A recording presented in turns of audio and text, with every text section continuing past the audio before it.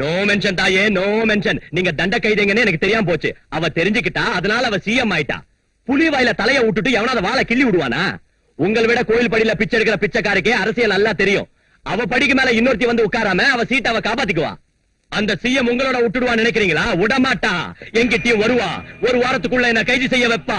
குண்டா ஆக்ல என்ன உள்ள தள்ளுவா. என்ன தூக்குல போடுவா. பழி தீர்த்துக்குவா. ஜெய் பத்ரகாளி. ஆஹா, அப்ப என்ன நிருபர் சொன்னது நிஜம்தான் போல இருக்குது. அப்போ தூக்குல போட்டுருவாங்களா? அந்த ஃப்ரண்ட் பேஜ்ல போடுற போட்டோ இப்ப குடுத்துரு சாமி, இல்லன்னா பத்திரிகையில போட முடியாது. எனக்கு முன்னாடியே சந்தேகமா இருந்துச்சு, அவன் ஏதோ பிளான் போட்டுட்டு இருக்கான்னு. அவளை விட்டா ரொம்ப ஆபத்து சார். அவளை உடனே பதவியில இருந்து தூக்கிடுங்க.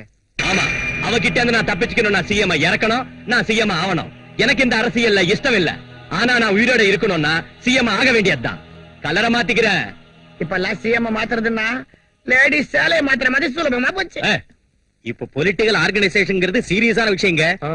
என்ன சிஎம் ஆக்குறேன்னு சொல்லிட்டு இப்ப நீங்க சிஎம் ஆகுறங்கிறது ஒண்ணு நல்லா இல்லைங்க. உன்னை கொல்லாம சிஎம் ஆவறேன்னு சந்தோஷப்படு.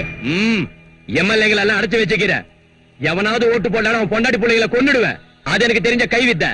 அந்த சிஎம் எப்படி இறக்கணும்னு தான் யோசிச்சுக்கிறேன். அந்த சிஎம் அந்த விஜய் ரிலீஸ் செய்ய சொல்லி ஆர்டர் போட்டிருக்கான். அவன் மட்டும் வெளியே வந்தா நமக்கு பெரிய பிரச்சனை ஆயிடும். அவனை ரிலீஸ் செய்வாள் எனக்கு தெரியும். அதனாலதான் இடத்த மாத்திட்டேன். என்னவோ எனக்கு என்ன தெரியும். ராத்திரி லாக்அப் கம்பிய உடைச்சிட்டு கான்ஸ்டபிள உதைச்சிட்டு தப்பிச்சு போயிட்டான்.